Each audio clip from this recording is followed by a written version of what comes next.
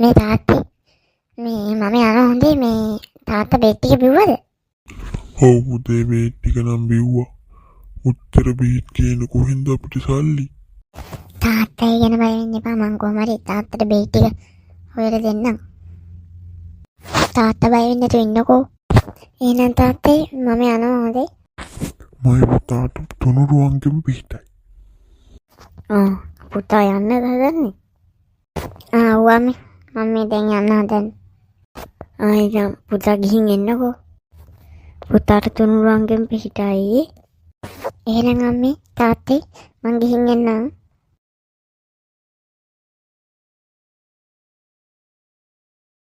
බලමු මේ ගෙදරවත් ඉන්න කියලා කවුරු හරි ජොබ් එකක් හොයාගන්න මට. ගෙදර කවුද? ගෙදර කවුද? මොකද මල්ලි කතා කරේ? කතා කරේද? අයියේ මේ ජොබ් එකක් හොයාගන්න නැද්ද? මේ ගේ අතු ගන්න හරි කමන්නේ. උඹලා වගේ හිඟන්නොන්ට ජොබ් දෙන්න අපි කවුරු කියලා හිතන් ඉන්නේ ඈ? ඵලයක් ගන්න මෙතනින් මට වදනොති. මගේ කාලෙත් නාස්ති කරනවා. අනේ අයියේ වැරද්දක් වුණා නම් සමා වෙන්න. එහෙනම් මං ගිහින් එන්නම්කෝ. නෑ. උඹ වගේ හිඟන්නොන්ලා ආයි මේ පැත්තට වද ගන්නෑ. ආයි එන්න ඕනේ නෑ උඹ. ඵලයක් ගන්නද? මට වදනොති. එනවා මෙතන ජොබ් කැලි හොයාගෙන. කවුරු කියලා හිතන් ඉන්නවද දන්නේ මේ අර බලහංගුටින් උදේ පාන්දරම කාලා කන්නි කරන්න ඇවිල්ලා හිඟන්න. ඒක තමයි බා මාත් බැලුවේ. මගුරු උදේ පාන්දරම ඇවිල්ලා. පොඩ්ඩෙන් දාංගෝකට හොඳ වැඩක් දෙන්න. අනේ මහත්තයා මට ඕගොල්ලන් ජොබ් එකක් හොයාගන්න බැරි වෙයිද? නෑ. මෙහෙන් ගන්නවල ජොබ් නෑ. බලහංගෝ උඹ උදේ පාන්දරම ඇවිල්ලා අපිව කාලා කන්නි කරලා යනවා.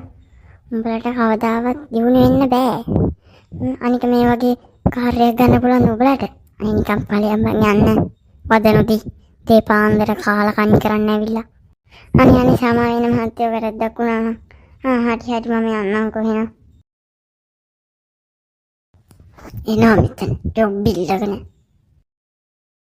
ඔයෝ කවුරුත් මාව ජොබ් එකට ගන්නෑ. දැන් මොකද මම කරන්නේ? අම්මට සිරි බොක්ක මොකෝ වෙන්නේ? මොකද මේ අඬන්නේ ඉන්නේ ඔබ? අනේ නෑ බං, කවුරුත් මාව ජොබ් එකට ගන්නෑ. හිඟන්න කියලා පන්නනවා. මොකද කරන්නද හිතා ගන්න බැරුව ඉන්නේ. අපේ මේ තාත්තට බේත් ටික ගෙනියන්නත් ඕනේ. ඔව් බං, මහත් මේ බිස්නස් එකක් හොයාගෙන යන ගමන් තමයි මොනව කරනවද කියලා හිතා ගන්න බැරුව ඉන්නේ. මේ ඒක නෙමෙයි. මේ උඹලා දිහා තිබ්බනේ දර ලොකු කොස් ගහ. ඒක ගෙඩි තියනවනේ දැන්. මේ මොකෝ කියන්නේ අපි ගෙඩි ටික කඩලා විකුණමුද? අන්න වැඩේ මාරු අදහස.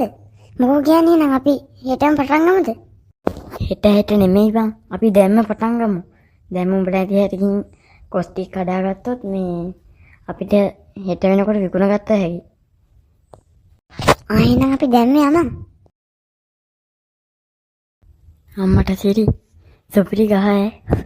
මේ මට නම් හැබැයි ගස් නගින්න නම් බෑ. උඹට පුළුවන්ද? මට නම් ගස් නගින්න පුළුවන්.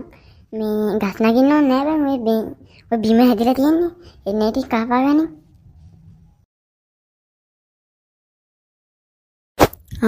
මෙන්න ගණී එක. ඒ මොකෝ කියන්නේ මේ ඊළඟට කපන් එනකම් පිහිය මෙතනින් තියලා යමුද?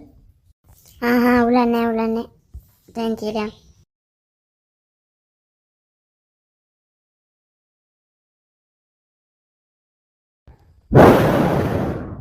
අම්බෝ අද අමාරු මාන්තියක් බන්දන්නේ. ඒක තමයි බං. මටත් එහෙම තමයි. මේක නෙමෙයි. දැන් ඉතින් අපි ගොස් ගෙනාවට ඔයා ගෙනියන්න කොහමද? ගෙනියන්නේද? මේ අපේ ගෙවල් ළඟ ඉන්නවා බං අයියා කෙනෙක් රෙන්ට් එකට දෙන. මේ අපි එකෙන් ඉල්ලගමු. ඒකෙන් අඩු ගන්නට ඉල්ල ගන්න පුළුවන් ඒ අපිට. එහෙනම් ඉතින් අවුලක් නෑනේ. එහෙනම් යම මේ ටික සුද්ධ කරලා මේ ඒ අයියාගෙන් බයික් එකක් ඉල්ල ගන්න. මේ දැන් ඉතින් ඒක මේ රෙන්ට් එකට දෙන්න කීයද?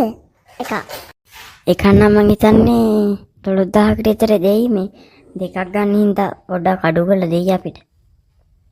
එහෙනම් අවුලක් නැහැ නේද?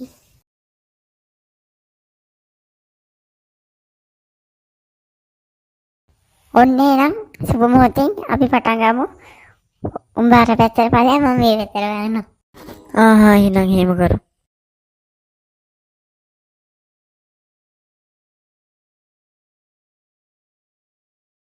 එන්න නෝනා මහත්තයා එන්න කොස්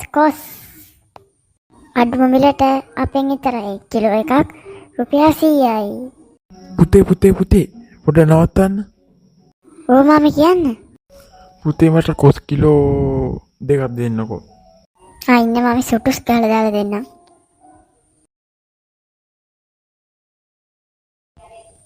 මහත්තයා රුපියල් 200යි වෙන්නේ.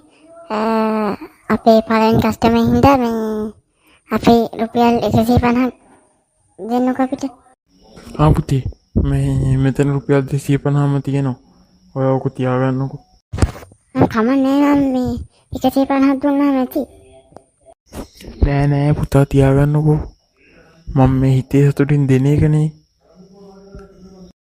පුතේ මේ කොස් රහ වුණොත් අපි හැමදාම ඔයාගෙන් ගන්නවා. හරි එහෙනම් මම යනවා.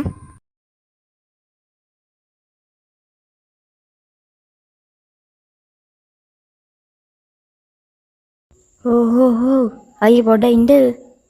මොකෝ මල්ලි? මේ අයියේ මටත් මේ කොස් කිලෝ 2ක් දෙන්නකෝ. කොස් කිලෝ 2ක්ද? පොඩ්ඩක් දෙන්න. මල්ලි. කීයද අයියේ? මල්ලි මට දෙන්නකෝ 150. දැන් අඩු කරලා දෙන්නේ මේ පළවෙනි ටික හින්දා. අයියේ මේ කොස් රහ වුණොත් අපි හැමදාම ඔයාගෙන් ගන්නවා හොඳේ. එහෙනම් අපි ගිහින් එන්නම්. මල්ලි පරිස්සමෙන් ගිහින් එන්න.